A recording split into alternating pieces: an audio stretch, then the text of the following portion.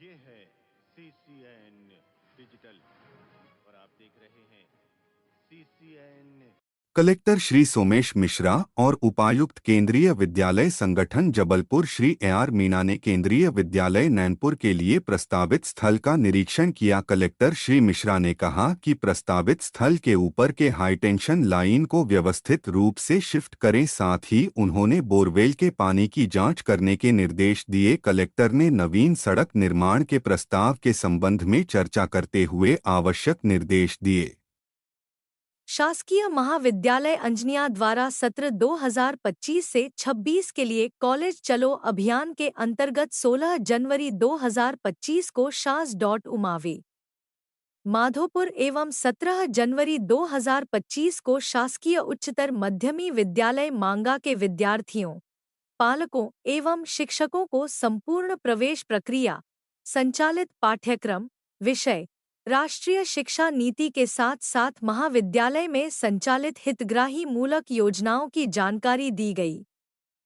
Collector Somesh Mishra ने जिले के विभिन्न विभागों में लंबित CM हेल्पलाइन के प्रकरणों की विस्तार से समीक्षा की। उन्होंने कहा कि आगामी 2 दिवस में CM हेल्पलाइन के प्रकरणों को गंभीरता से लेते हुए उनका सकारात्मक रूप से निराकरण करें। सभी विभाग ग्रेडिंग सुधारने का प्रयास करें।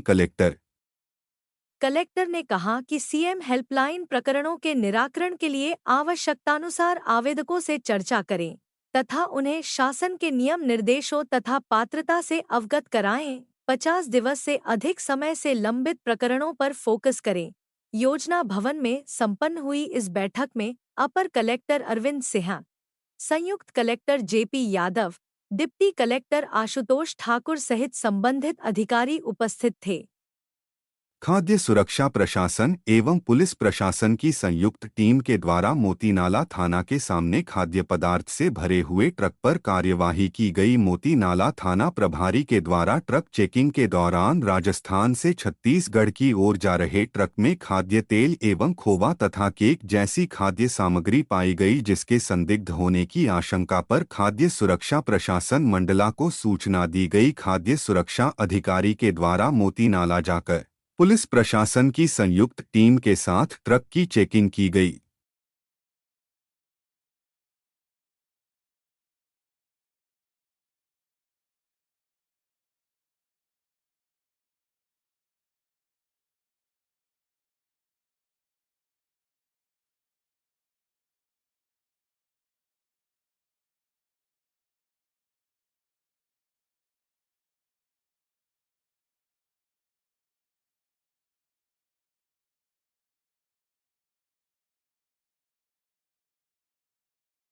प्रहलाद पटेल प्रदेश कैबिनेट मंत्री पंचायत एवं ग्रामीण विकास एवं श्रम विभाग का मंडला आगमन हुआ। उन्होंने मंडला के रानी दुर्गावती स्नातकोत्तर महाविद्यालय के ऑडिटोरियम में प्रधानमंत्री द्वारा स्वामित्व योजना के अंतर्गत स्वामित्व भू अधिकार पट्टा संपत्ति कार्ड के वितरण हितग्राहियों को किया। कार्यक्रम की शुरुआत द्वीप प्रज्वलन के साथ हुई। कलेक्टर सोमेश मिश्रा ने प्रदेश कैबिनेट मंत्री का स्वागत पौधा देकर किया।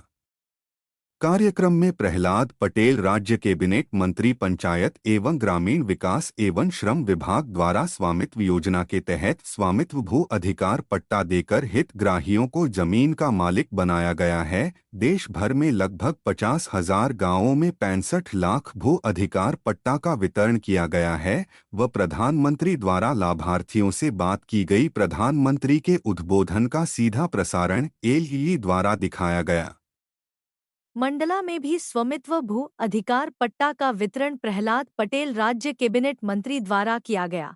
कार्यक्रम में स्वच्छता एवं नशा मुक्ति के लिए हितग्राहियों सहित मंचीय अतिथियों को शपथ दिलाई गई है। भू अधिकार पट्टा पाकर लाभार्थियों की खुशी का ठिकाना नहीं रहा, क्योंकि वर्षों से जिस भूमि में वे रह रहे थे वह कानूनन उनकी नहीं थी, परंतु अब वे भूमि के मालिक बन गए हैं।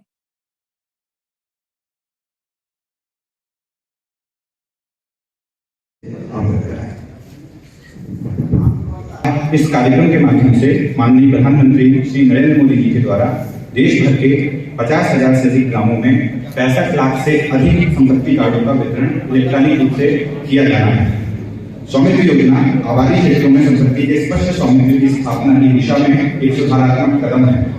ग्रामीण भारत के नागरिकों को आवश्यक ऋण एवं अन्य वित्तीय लाभ दिलाकर वित्तीय स्थिरता लाना, संपत्ति का निर्धारण कर ग्राम पंचायतों की आय में वृद्धि करना, राज्य के राजकोष में वृद्धि के साथ ग्रामों की सुनियोजित विकास योजना तैयार करना स्वामित्व योजना के महत्वपूर्ण उद्देश्य हैं।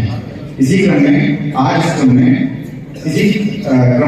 कार्यक्रम में माननीय प्रधानमंत्री जी के द्वारा मंडला जिले के 290 ग्रामों के 20,148 से अधिक संपत्ति कार्डों का भी इलेक्ट्रॉनिक रूप से वितरण स्वामित्व योजना के हितग्राहियों को किया जाएगा, जिससे भूमि विवादों का समाधान, स्पष्ट स्वामित्व एवं वित्तीय स्थिरता के साथ आत्मनिर्भर ग्रामीण अर्थव्यवस्था की मजबूत आधारशिला तैयार की जा सकेगी।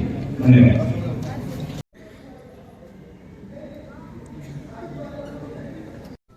कार्यक्रम में हम सबके बीच बहुत ज्यादा अपनी बात को लंबा नहीं खींचूंगा, बस इतना ही कि स्वामित्व योजना के माध्यम से हम उन परिवारों को स्वामित्व दे रहे हैं जो लंबे समय से जिनके हाथों में जमीन तो थी लेकिन उसकी स्वामित्व पूर्ण रूप से नहीं था, जिसके चलते कई बार ऐसा होता था कि सरकार या फिर अन्य कई तरह की समस्याओं से जिसमें सरकार की कई बार जमीनों पर अपना अधिकार करते, पर आज हमारी सरकार ऐसे लोगों को उन जमीनों पर स्वामित्व, उनका अधिकार पूर्ण रूप से देने का प्रयास करने देने के लिए लगातार काम कर रही है। और जैसा कि आदरणीय हमारे मंत्री जी उन्होंने बताया कि फरवरी माह में इसको पूर्ण रूप से हम जितने अपने टारगेट किया उस आधार पर लोगों को अधिकार देंगे, और ये अधिकार देने के बाद हमारे लोगों के पास खुद की स्वामित्व की जमीन होगी,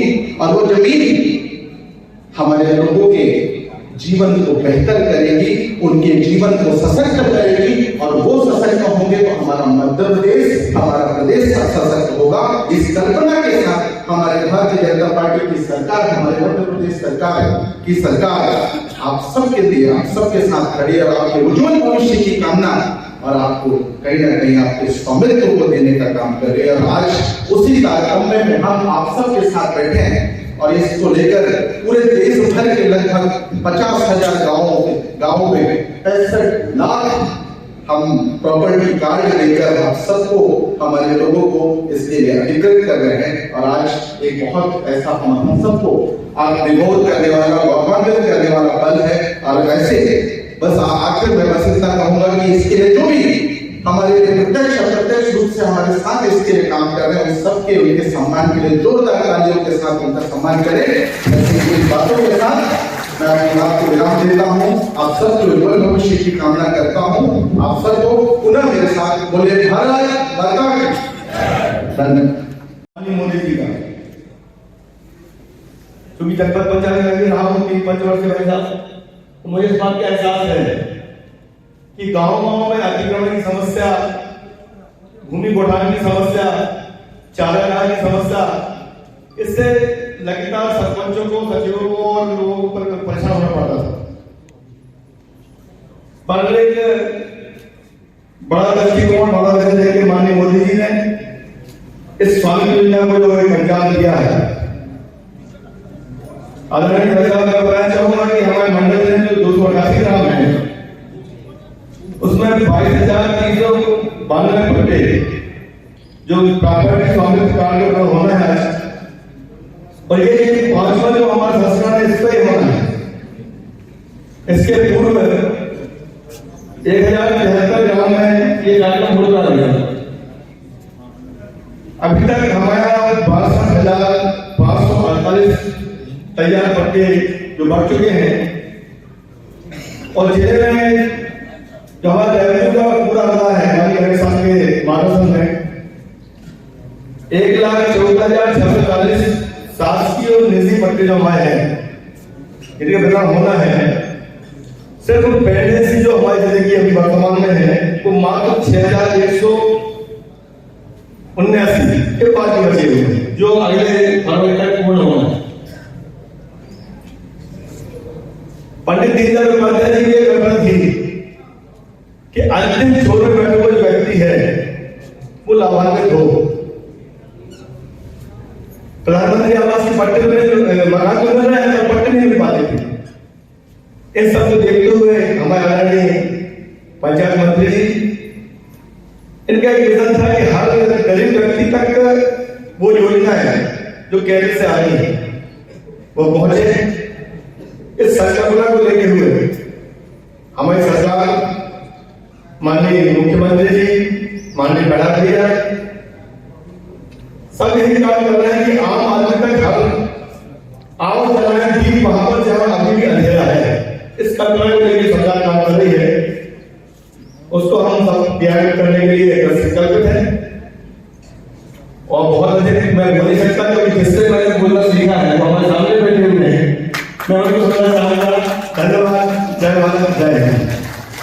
देश के यशस्वी प्रधानमंत्री जी और हमारे मध्य प्रदेश के मुखिया मुख्यमंत्री माननीय डॉक्टर मोहन यादव जी की मंशा के अनुसार ये कार्यक्रम जो चलाए जा रहे हैं, निश्चित तौर पर आप सभी को विभिन्न योजनाओं के माध्यम से जो सरकार की योजनाएं हैं उनका लाभ आपको कैसे मिले, इसके लिए हमारी केंद्र और राज्य की सरकार लगातार प्रगतिशील है कि जो अंतिम छोर का व्यक्ति है उस तक इन योजनाओं को कैसे पहुंचाया जाए और उनको इन सब लोगों को कैसे लाभान्वित किया जाए, ये इस सारी चीजों को लेकर के हमारी सरकार लगातार काम कर रही है।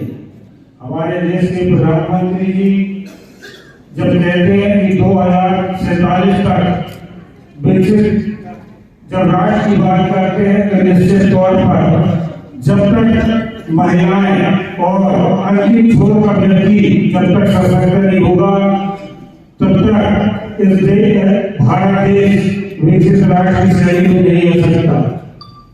लगातार हमारे प्रधानमंत्री जी, हमारे मुख्यमंत्री जी इन योजनाओं को लेकर के, छोटे तबकों को लेकर के जो उनके अंदर एक संवेदनशीलता है, उनको लगातार हमारे जो अंतिम छोर के व्यक्ति हैं, जो भी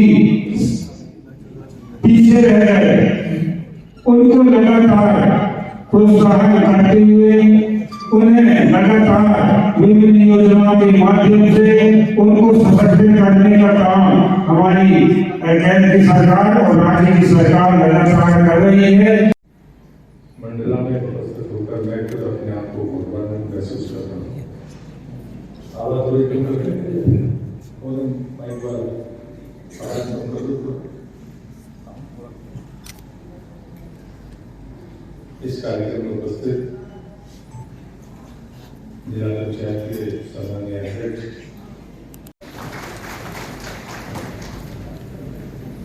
मुझे लगता है कि ये कार्यक्रम प्रधानमंत्री की उस दृष्टिकोण का द्योतक है जो हमारे विचार को मूर्त रूप देता है। अक्सर सरकारी कार्यक्रम होते हैं और योजनाओं के बारे में सुनते हैं, लेकिन कभी किसी ने सोचा नहीं होगा कि मैं गांव में पीढ़ियों से, पुश्तों से रहता हूं, मेरा मकान है। अगर हम बंटवारा पीढ़ियों में कर लेते हैं तो आपस में कर लेते हैं, लेकिन हमारे पास कोई दस्तावेज नहीं, न हम अपने मकान को गिरवी रखकर लोन ले सकते हैं, न उस दस्तावेज का हम प्रमाणीकरण कर सकते हैं। मुझे समस्या सिर्फ गाँव में नहीं, मैं गोटेगांव कस्बे में रहता हूँ, तो कभी गाँव रहा होता जो जहाँ हम रहते हैं, आज भी मेरे मकान का स्वामित्व नहीं है हमारे पास। और ये मान लो कि ये जो लोग बाहर से आए उनका अभी मध्य प्रदेश सरकार ने उनको कागज पेपर पर स्वामित्व तो दिया है, लेकिन पूरे देश में ये काम एक मुश्त हो जाए, समय सीमा के भीतर हो जाए, ये संकल्प किसी के मन में आया तो देश के प्रधानमंत्री के मन में आया। मैं चाहता हूँ जो तालियां बजाकर उनका अभिनंदन करना। वो भी आदमी गरीब हो या अमीर हो, व्यापारी हो, पढ़ा लिखा हो, भला पढ़ा लिखा, उसके पास में उसके संपत्ति का दस्तावेज तो होना ही चाहिए। और मुझे लगता है कि जब कभी जो विवाद आते हैं वो विवाद सिर्फ इसी बात को लेकर आते हैं कि हमारे पास में कोई प्रमाणित जानकारी नहीं है। ये भी बड़ा संकट था कि कैसे किया जाए। तब इसमें तकनीक का प्रयोग हुआ। हम सब गाँव में रहने वाले लोग हैं, हम बारी पर से झगड़ा कर लेते हैं, मेड़ पर से झगड़ा कर लेते हैं, क्योंकि हमारे पास में पर पटवारी आएगा, तहसीलदार के पास जाएंगे, एसडीएम के पास में कोर्ट कचहरी होगा, और जितने का वो होता नहीं है उससे कई गुना समय और पैसा हम इसमें बर्बाद करते हैं, और बेमनस्सता हमें ब्याज के रूप में मिलती है, जो शायद कई बार तो वो पीढ़ियों तक चलती रहती है। और इसलिए ड्रोन का सहारा लेकर इस पूरी प्रक्रिया को पूरा करने का काम किया गया। मध्य प्रदेश में जो गांवों की संख्या है वो 56,789 है, लेकिन इन गांवों में जो आबादी वाले गांव जिनको राजस्व ग्राम कहते हैं उनकी संख्या 42,008 है। और उसके अलावा वनग्राम जिसका पेशा के कानून के तहत उसमें भी फेडरल कार्रवाई प्रारंभ हुई है। लेकिन इस सबके बीच में भी अगर गांव उतरे हैं तो उसमें दस्तावेज कितने होंगे? एक गांव में उतरे हर घर के व्यक्ति के प्रति उसकी अपनी जिम्मेदारियां हैं, उसकी अपने प्रॉपर्टीज है। इसे जो मैपिंग की गई वो तो लाखों में, लेकिन उसके बाद में उसको प्रमाणित करने का काम भी प्रशासनिक अधिकारियों ने किया। पहला प्रकाशन, दूसरा प्रकाशन, और इस स्थिति में आज जिस समय मैं आपसे बात कर रहा हूं 39,63,000 आज के दिन तक लोगों को स्वामित्व के का दस्तावेज मिल गए। आज मिल जाए ये मध्य प्रदेश जैसे राज्य की स्थिति है, और मध्य प्रदेश इतना भौगोलिक रूप से बड़ा है। और ये कागज सिर्फ ऐसे नहीं है कि ये कागज आपको बैंक में काम आएंगे, आप इसको डीसी जाकर भी कर सकते हैं। जो बड़े लेके नौजवान यहाँ पर बैठे हैं या बेटियां होंगी उनसे कहूंगा ये डीसी लागत का भी प्रबंध अगर आप अपने घर में नहीं रख सकते तो आप वहां रिकॉर्ड कर सकते हैं। जब जरूरत आपको पड़ेगी तो आप उसको डाउनलोड कर सकते हैं। इसलिए कई बार कागज रखने की समस्या होती है, बरसात में सड़ जाते हैं, गिर जाते हैं, लेकिन प्रधानमंत्री ने उसका भी रास्ता दिया है। मित्रों, जब तक 2016 के पहले कभी कोई प्रधानमंत्री आवास की कल्पना नहीं करता। पहले गांव के बाहर जो बसते थे वो अपने यहाँ कर जाते थे, तो रहने के लिए जाता था। लेकिन जब प्रधानमंत्री मोदी आया 2016 से जब प्रधानमंत्री आवास योजना की कल्पना की तो उसके पीछे कारण यही था कि हम मेहनत करते थे, अनाज लेकर आते थे, कमाते थे, लेकिन हमारे घर में रखने लायक जगह नहीं होती, क्योंकि मैं खुद काम कर रही थी। हम किसी दूसरे के पंडे में जाकर रखते थे, दूसरे के घर में रखते थे। लेकिन अगर आपका पक्का मकान है तो हम उसे सुरक्षित रखने की भी गारंटी है। इसी प्रकार से कागजी दस्तावेज ये भी आपके पास नहीं होते। और इससे मुझे लगता है कि ये जो चीजें हैं, समय के बदलाव के साथ तकनीक की मदद से जो चीज हम आगे बढ़ाना चाहते हैं, ये महत्वपूर्ण है। मैं प्रधानमंत्री आवास की बात कर रहा हूँ। पहली बार में जो भी सचिव रहे होंगे, सरपंच रहे होंगे, अधिकारी कर्मचारी रहे होंगे, सूची बनी, लेकिन लोगों ने जब लोगों को मकान बनना शुरू हुए तो लोगों ने आपत्तियां की कि मैं जरूरतमंद हूं, मैं तो छूट गया, इनका बना। तो फिर आवास प्लेस का सर्वे शुरू हुआ और मध्य प्रदेश में आवास प्लेस में 27,36,000 नए परिवारों को जोड़ा है, जो पहले सर्वेक्षण में छूट गए थे। उन 27 लाख कोई मामूली नहीं, 27 लाख परिवार, 27 लाख परिवारों को मकान बना कर रहे हैं। लेकिन मैं गर्व के साथ कहता हूँ, डॉक्टर मोहन यादव की सरकार को ये इशारा हुआ है। हमारे सामने 27,26,000 का आंकड़ा था। लोकसभा चुनाव के पहले मैं 6 लाख प्रधानमंत्री आवास लेकर आया, फिर उसके बाद तीसरी बार मोदी जी प्रधानमंत्री बन गए तो सबसे पहले ही शिवराज जी मंत्री बने तो 3,68,000 मकान इनको दिए। अभी 3 दिन पहले माननीय मुख्यमंत्री जी, शिवराज जी और मैं विदिशा में थे, फिर से 8,21,000 मकान और मिल गए। अब कुल 8,21,000 मकान और बचे। तो शिवराज जी ने घोषणा की कि ये 2 अप्रैल 2 महीने बाद जब बजट आएगा हमको 8,21,000 मकान और मिल जाएंगे। और जो 27,26,000 की आवास प्लस की सूची थी वो मध्य प्रदेश में समाप्त हो जाएगी। ये है संकल्प भारतीय जनता पार्टी की सरकार, ये है प्रधानमंत्री का विजय। लेकिन उसके बाद भी लोग कहते हैं कि हम रह गए। तो तीसरा सर्वे शुरू हो रहा है, उसका कार्य कंप्लीट हो गया है। मध्य प्रदेश इस हफ्ते इस काम को शुरू करेगा और इसलिए मुझे लगता है कि हम सब इस बात की चिंता करें ताकि हम अपने पंचायत के जो सरपंचगण है वो भी कम से कम इन बातों को देख सके कि अतिक्रमण कहाँ है, आपकी जमीन इतनी है, टैक्स लगाकर हम कहीं अपनी आय का स्रोत बढ़ा सकते हैं, अतिक्रमण से मुक्ति पाएंगे, जो जरूरतमंद है उसको उसका स्थान मिल जाएगा, ओवरलैपिंग नहीं हो सकती। अब तो आधार से जुड़ गया है, अगर किसी ने 2 मकान ले लिए तो उससे वसूली भी हो रही है। तो ये प्रतिपादन भी तकनीक के कारण पूरा हुआ है और इसलिए मैं इस अवसर पर आप सबसे विनती करता हूँ, ये कार्यक्रम कोई औपचारिक कार्यक्रम नहीं है। मैं मंच पर बैठे लोगों से भी कहूंगा वो हमारे राजनीतिक नेता हो, जनप्रतिनिधि हो या अधिकारी हो, हमें सैचुरेशन पर जाना है। प्रोफेसर मिश्रा जी ने चूंकि आपका रिपीट दिया है इसलिए मैं रिपीट करना नहीं चाहता। आज तो आपके पास में आज के दिन 22,288 परिवारों को ये दस्तावेज मिलेंगे, लेकिन लगभग आप 69,000 को पूरा कर चुके हैं। लेकिन 1 लाख के आसपास अगर जिले में है तो उसकी तारीख भी तय है 25 फरवरी 2025, मतलब ज्यादा समय नहीं है, कुल 1 महीने ही है। और 1 महीने बाद हमें बात कह देनी चाहिए भरोसे के साथ कि मंडला जिले में एक भी परिवार ऐसा नहीं है जिसके पास खुद की जमीन का या मकान का स्वामित्व का पट्टा नहीं है। तब जाकर हम सफलता मानेंगे जब मैं प्रधानमंत्री की इच्छा को पूरा करेंगे। गरीब आदमी के लिए बहुत जरूरी है, कम पढ़े लिखे लोगों के लिए बहुत जरूरी है, क्योंकि कहीं ना कहीं हमें स्वावलंबन की तरफ आगे बढ़ना है। तो जैसे मैंने अपने ग्रामीण विकास मंत्रालय में लक्ष्य लिया कि अभी 2.5 साल बाद पंचायत के चुनाव होंगे, तो क्या 2.5 साल के पहले मध्य प्रदेश में ये विधानसभा में ये बात कही, मैंने कहा मैं सफलता तब मानूंगा जब मैं विधानसभा में खड़े होकर ये कहूंगा कि मध्य प्रदेश में ऐसी कोई पंचायत नहीं है जिसके पास ई पंचायत के लायक सुव्यवस्थित भवन नहीं है। ऐसी कोई पंचायत नहीं है जहां कम से कम एक सामुदायिक भवन है। हमें विचार करना होगा कि हम लोग चाहते हैं कि भव्य तरीके से कार्यक्रम करें, साथ ही हम भी वो ठीक ढंग से करना चाहते हैं। तो क्या ऐसा प्रबंध गांव के भीतर है? किसी गांव में 4 समुदाय भवन है, कहीं एक भी नहीं। और इसलिए मैंने तय किया कि 2 साल के भीतर इस लक्ष्य को पूरा करूंगा। मैं आदरणीय प्रधानमंत्री का आभारी हूँ।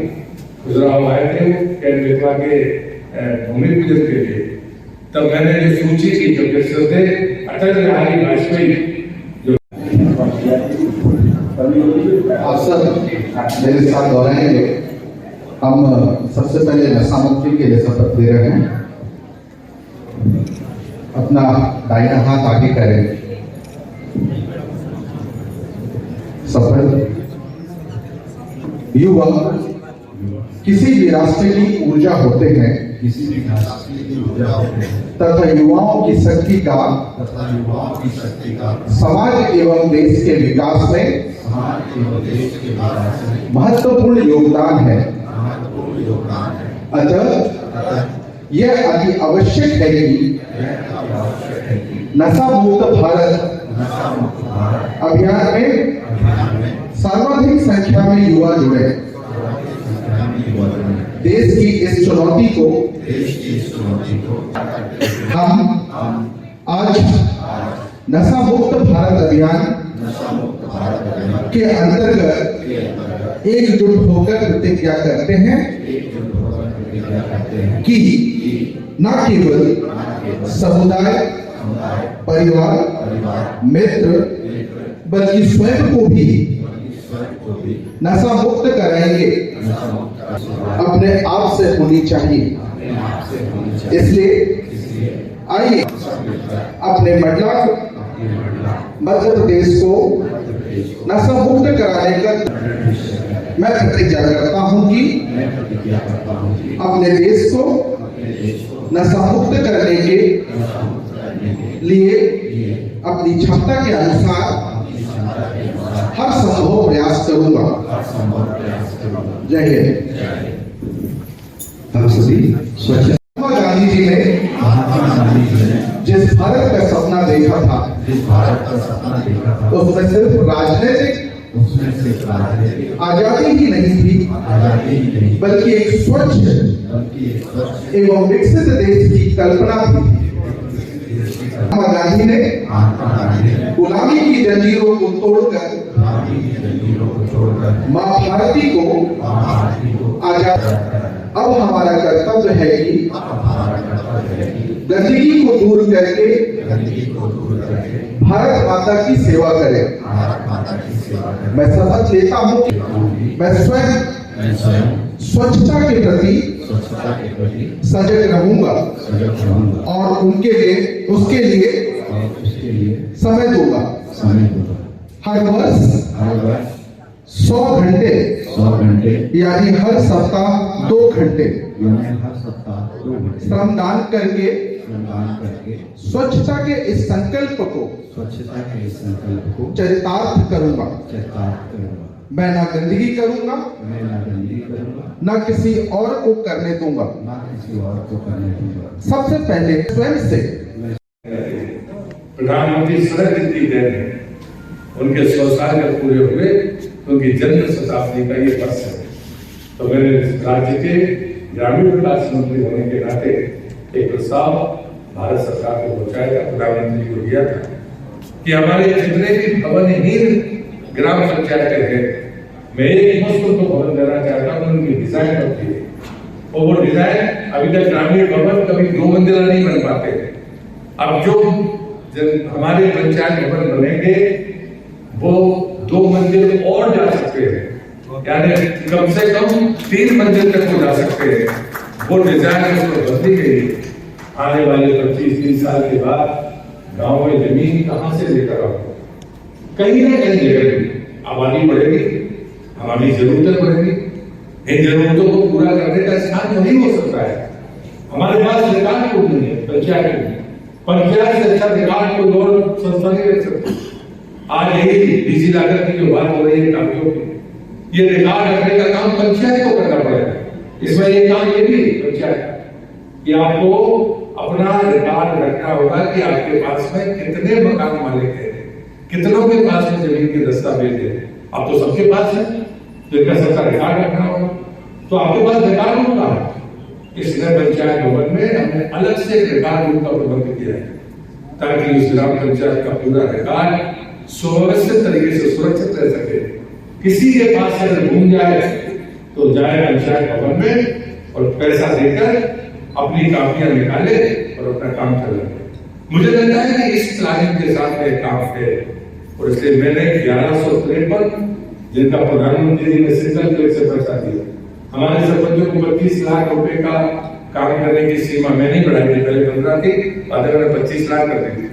लेकिन मैंने ये पंचायत में जो 37-37 लाख रुपए के हैं उसको निर्माण करने का अधिकार मैंने सरपंचों को दिया है कि आप ही बनाइए, गुणवत्ता का ध्यान रखिए और 2.5 साल बाद जब चुनाव में जाओगे तो जनता पर तुमसे हिसाब पूछेगी कि तुमने कैसा काम किया।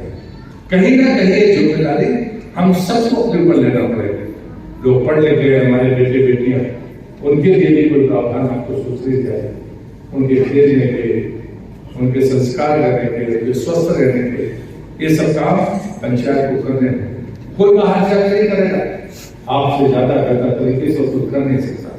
उसका एक हिस्सा है दस्तावेजीकरण, ये स्वामित्व का कार्यक्रम, जिसके लिए मैं हृदय से प्रदेश के मुख्यमंत्री माननीय मोहन यादव जी का और हमारे प्रधानमंत्री आदरणीय मोदी जी का कैसे आभार व्यक्त करता हूँ। और हम सभी उनकी बात सुनेंगे। इस स्वामित्व के जिनके दस्तावेज मिलेंगे उन सभी को भी मैं यहाँ से शुभकामनाएं देता हूँ। ये कागज सिर्फ कागज नहीं है, ये आपकी संपत्ति का प्रमाणीकरण है, जिससे पर आप लोन ले भी सकते हो, बेच भी सकते हो, खरीद भी सकते हो। ये अधिकार आपके पास है, ऐसा सदुपयोग करिए। बहुत बहुत धन्यवाद। प्रार्थना करते हैं।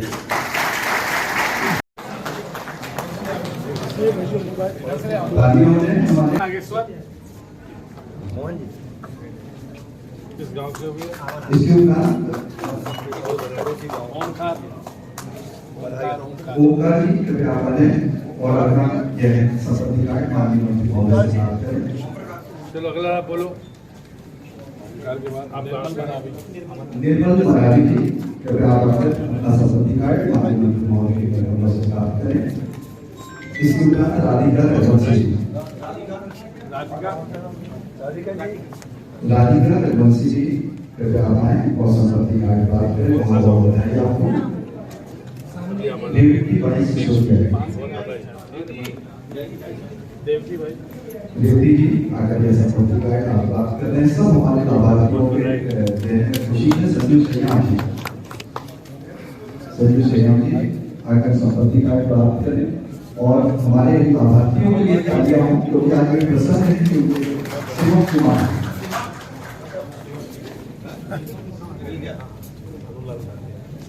भानु कहाँ गए भैया? इधर जाओ, इधर आओ। ये है ना भानु का? आ जाओ, इतनी देर से इंतजार कर रहा है।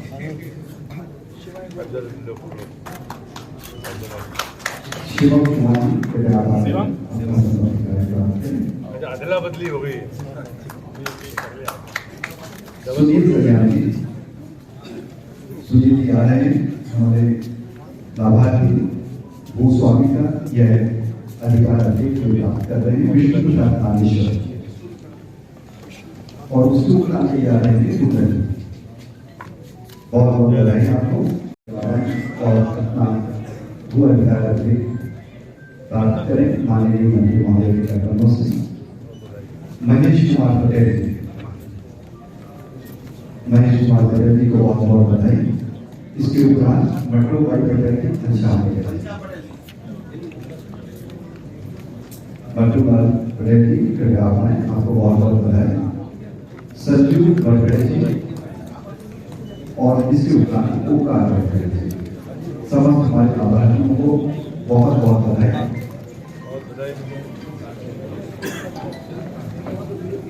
एक बार जोरदार तालियां में हमारे लाभार्थियों के लिए करके जाएंगे और गांव में बताएंगे सबको कि हमें पुरस्कार प्राप्त हो चुका है। मैं आगे करूंगा कलेक्टर महोदय से कि मां नर्मदा पंच चौकी महाआरती का यह कैलेंडर माननीय मंत्री जी को भेंट करेंगे। बस जोरदार तालियां हो जाए। देव मूर्ति एक पर वहाँ छोड़ नहीं सकता था ले जाने के लिए कि दिखाने के लिए बोल के यह कार्यक्रम जिला प्रशासन और माननीय मंत्री महोदय के माध्यम से मंडला में प्रारंभ हुआ। पंच चौकी महाआरती आभार ये मेरा सौभाग्य कि मुझे आज के स्वामित्व योजना के दस्तावेज बांटने के लिए मंडला में मुझे आने का सौभाग्य मिला है। मैं आदरणीय प्रधानमंत्री जी का आभारी हूँ।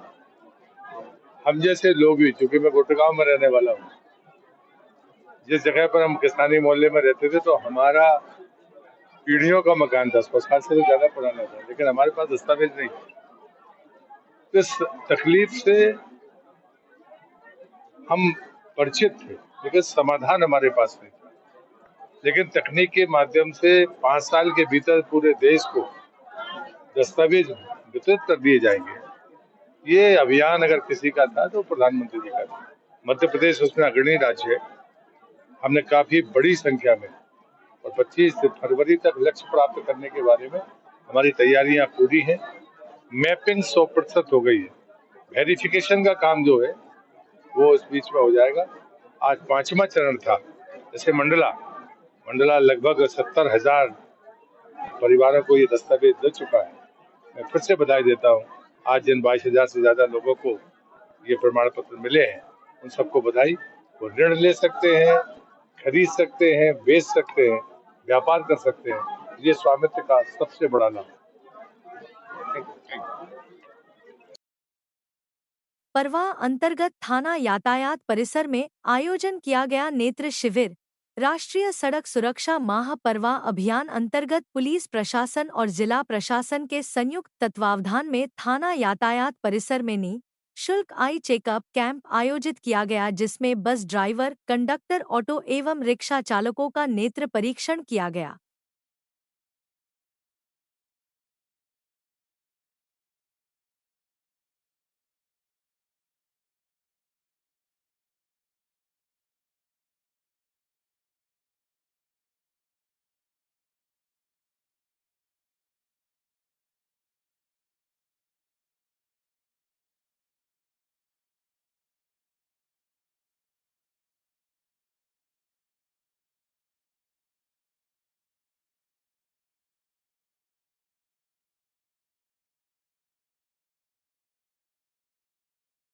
कान्हा टाइगर रिजर्व के अंतर्गत परिक्षेत्र खटिया बफर में 2 दिवसीय अनुभूति शिविर का आयोजन खटिया गेट के पास इंटरप्रिटेशन सेंटर में आयोजित कराया गया, जिसमें परिक्षेत्र के अंतर्गत 6 शासकीय स्कूलों के 249 छात्र छात्राओं व 20 शिक्षकों ने भाग लिया। इको पर्यटन विकास बोर्ड के द्वारा निर्धारित सांकेतिक रूपरेखा अनुसार गतिविधियों कराई गई। विद्यार्थियों को अनुभूति कार्यक्रम की रूपरेखा से परिचित कराया गया। कान्हा क्षेत्र में सफारी हेतु हरी झंडी दिखाकर रवाना किया गया। सफारी के दौरान विद्यार्थियों ने बाघ, तेंदुए एवं अन्य शाकाहारी वन्य प्राणी तथा विभिन्न पक्षियों के दर्शन किए, जिस दौरान उनके संरक्षण एवं मानव जीवन में महत्व के बारे में अवगत कराया गया। म्यूजियम कान्हा में विभिन्न वन्य प्राणियों के अवशेषों की जानकारी दी गई।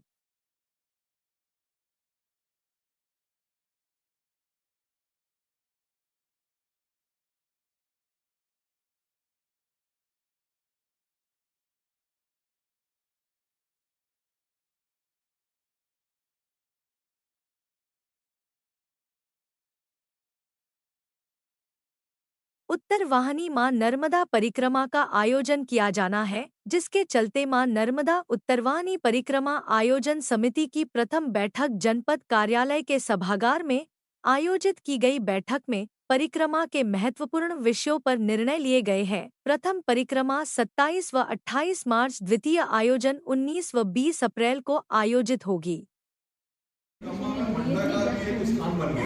तो आप ये मत सोचो कि आपके पास है मंडला छेड़ाम भाई के पास में और इनके पास में इतने फोन कॉल आ चुके हैं महाराष्ट्र से, हमारे पास है बड़े बड़े ग्रुपों का फोन आया हुआ है। तो हमारी कोशिश रहे कि जो 2 यात्रा कर रहे हैं, देखो ये तो हमारी इच्छा शक्ति पे डिपेंड कर रहा है कि राकेश भाई ने और छोटी मोटी व्यवस्था गाड़ी से पानी ले जाना केदार, लेकिन आफ्टर ऑल व्यवस्था तो हम लोग मंडल के लोग देंगे ना उनको। और अगर ये समिति जवाबदारी लेके उनको अगर मान लो कोई काम करा देगी कि भैया आपका अगर चैत का चल रहा है, बैसाख का महीना कौन सा उनका महीना लग रहा है, अपन उनको सूचना दे दें। तो समिति की एक बैठक जनपद पंचायत सभागार में आयोजित की गई। इस बैठक में समिति की सदस्यों के साथ साथ में बहुत से नर्मदा भक्त एवं मातृ शक्तियाँ उपस्थित थीं।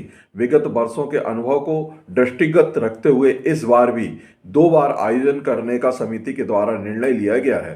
प्रथम आयोजनों में हमारे मध्य प्रदेश से लेकर अन्य राज्यों से हमारे बीच में भक्तों का आना होता है, उसको दृष्टिगत रखते हुए 27 मार्च दिन गुरुवार एवं 28 मार्च शुक्रवार को यह प्रथम परिक्रमा की जानी है। द्वितीय चरण में, क्योंकि चैत्र मास के बाद में जो 15 दिन हमारा दक्षिण भारत का चैत्र मास बढ़ जाता है और उत्तर वाहिनी परिक्रमा सिर्फ तिलकवाड़ा और मंडला में ही की जा रही है, इसको दृष्टिगत रखते हुए दक्षिण भारत के भक्तों के लिए एक पुनः द्वितीय आयोजन किया जाएगा, जो कि हमारा 19 अप्रैल शनिवार एवं 20 अप्रैल रविवार को होगा।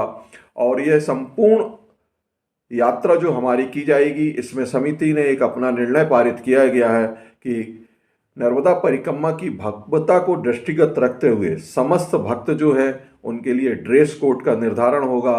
हमारे नर्मदा भक्तों के लिए पैजामा कुर्ता सफ़ेद कलर का होगा और मातृ शक्तियाँ अपने केसर में या लाल साड़ियों पर होंगी। साथ ही पथ जो हम लोगों का पूर्व में निर्धारित हुआ है, उसी पथ को लेते हुए हमारे बीच बीच में जो भी समितियां हैं और भक्त लोग हैं अपनी व्यवस्थाएं भक्तों को मुहैया कराएंगे। घाघा में हमारा रात्रि विश्राम होगा और घाघा से द्वितीय दिन फिर हमारी यह यात्रा हमारे व्यास नारायण के लिए प्रस्थान की जाएगी। प्रथम आयोजन को लेते हुए भी व्यास नारायण से संकल्प कर यह हमारा परिक्रमा प्रारंभ होगी और यह संपूर्ण आयोजन जो है वह हमारे नर्मदा भक्तों के सहयोग से किया जाता है। अतः समिति सभी भक्तों से अपील करती है कि इस आयोजन में अपनी श्रद्धा और भक्ति से जो भी सहयोग हो वो प्रदान करे। जय। करना है तो 4 बजे अगर अपन वहाँ नाव, क्या होता है नाव में जब सुबह लगते हैं ना भैया, तो जो पहला दल है वो नक करके जब वो कम से कम राजपूत ढाबा या कटरा पहुँच जाता है तब तक अपना लास्ट वाला दल नकता रहता है। होता क्या है, अपना आयोजन का ये भव्यता तब रहेगी जब अपन ग्वाली से एक साथ लगभग 500, 300, 400 लोग जो हैं वो एक साथ अगर परिक्रमा में चलें तो उसकी दिव्यता और भव्यता का एक अलग आनंद होता है। गाड़ी अपनी डीजे वाली गाड़ी सबसे लास्ट में चल रही है, इसके पीछे 3 आदमी नहीं आप उसी दिन नका दोगे ना, आदमी 12 बजे नक के बोलता है 10 किलोमीटर करके देखने में क्या जा रहा है। अगर मान लो व्यवस्था हो जाएगी तो ये तो भागा तो अपना गए। अगर वहाँ से एक साथ अगर निकलते हैं तो अपन लगभग 11, साढ़े 11, 12 बजे तक व्यासनारायण मंदिर में होंगे, क्योंकि 5 घंटे से ज़्यादा नहीं लगेगा। अपनी यात्रा 1.5 दिन में संपन्न होगी। अपने भोजन प्रसादी की व्यवस्था भी सामान्य खिचड़ी भी खिला के अगर राजपूत ढाबा में हो जाता है तो अपना आधा समय बचता है। जबलपुर या महाराष्ट्र के लोग हैं उनको निकलते हैं, नगर में निकलते हैं, उस समय 4 निकलना, 3 निकलना, 2 निकलना, वो ढोल हो जाएगा। हाँ, तो एक उसका एक अलग नजारा होगा।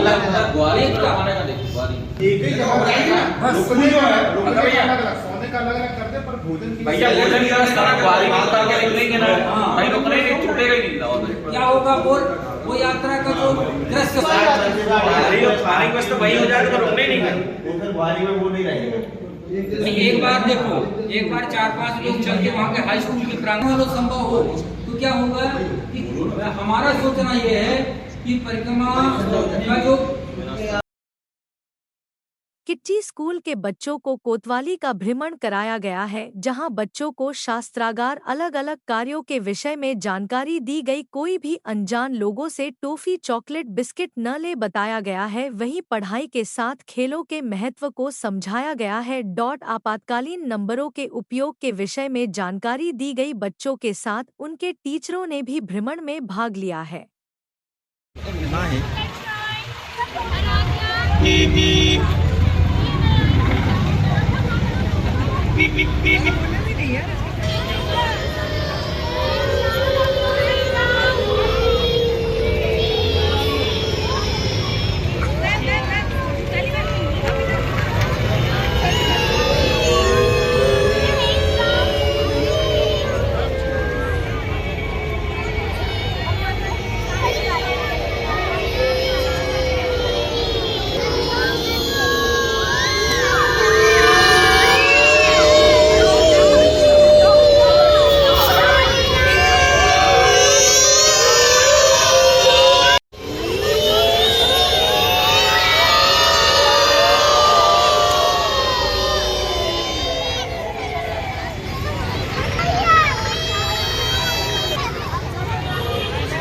सर, आज किड्जी के बच्चे आए हुए थे, स्कूली बच्चे आए हुए थे, क्या कार्यक्रम था?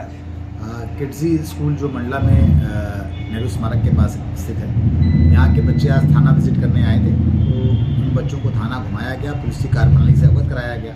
उनको बताया गया कि इमरजेंसी में पुलिस की मदद के लिए हमें किन नंबरों का उपयोग करना चाहिए। उन्हें इसके साथ ही जो अनजान लोग हैं उनसे टॉफ़ी इत्यादि ना लें, उनके संपर्क में ना आए, इन बातों की भी समझाइश दी गई। बच्चों की सुरक्षा के संबंध में समझाइश दी गई। इसके अलावा बच्चों को पुलिस की कार्यप्रणाली से अवगत कराया गया। राष्ट्रीय सड़क सुरक्षा माह परवाह अभियान के तहत लिंगापौड़ी क्षेत्र स्थानीय मार्केट में आम जनता को एवं शासकीय हाई स्कूल लिंगापौड़ी में स्कूल स्टाफ एवं छात्र छात्राओं के बीच नुक्कड़ नाटक के माध्यम से सड़क सुरक्षा नियमों का पालन करने जागरूकता अभियान चलाया गया। साथ ही सड़क पर बिना हेलमेट मोटरसाइकिल 2 पहिया वाहन और बिना सीट बेल्ट लगाए कार 4 पहिया व भारी वाहन चलाने वाले वाहन चालकों को यमराज के द्वारा यातायात नियमों का पालन करने समझाइश दी गई व पंपलेट वितरित किए गए।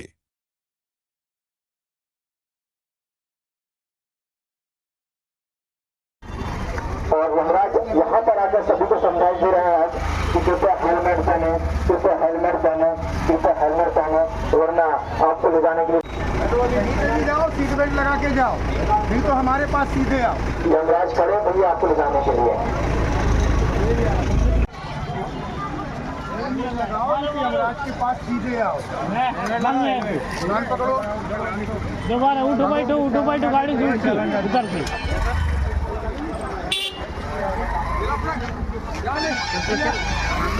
अरे हाँ, वो तो वहाँ जाना है।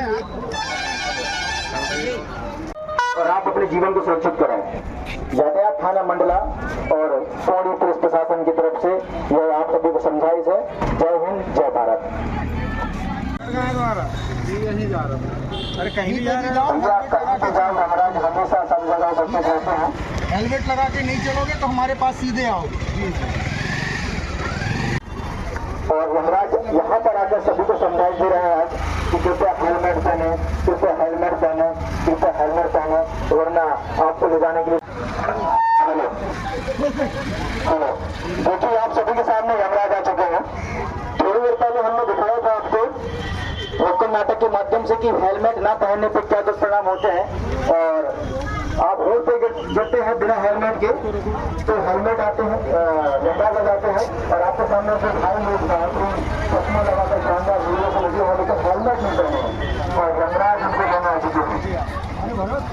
आपके सामने देख रहे होंगे यमराज कुछ इस तरह से होते हैं जो बहुत रौद्र दिखते हैं, दबा रहता है और आपको लेने के लिए तैयार खड़े रहते हैं कि आप सभी बाजार में, लेकिन हेलमेट ना पहनने से फिर से उनका सामना यमराज से हुआ है। हेलमेट क्यों नहीं लगा? यमराज उनको बुझाने के लिए तैयार खड़े हैं, लेकिन आज यमराज आपको समझाने के लिए खड़े हैं कि हेलमेट पहने ताकि मेरी जरूरत न पड़े आपको। हमारे पास लाइसेंस भी नहीं होगा अभी।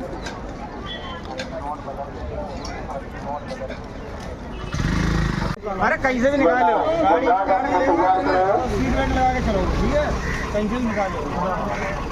और यमराज जो आपके सामने दिख रहा है उससे भी ज्यादा खतरनाक होते हैं, वो मंडरा या इनसे हाथ मिला लेना भैया, ये आ रहा है। रोक के रोक के रोक के रोक के ये हेलमेट लगाने के लिए, हेलमेट लगाने के लिए आ जाओ आ जाओ आ जाओ। ये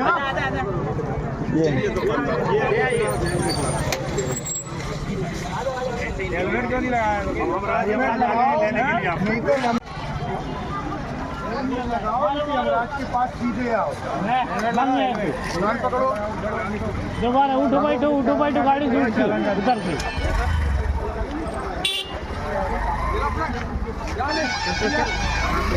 अरे हाँ वो तो आ जाना है।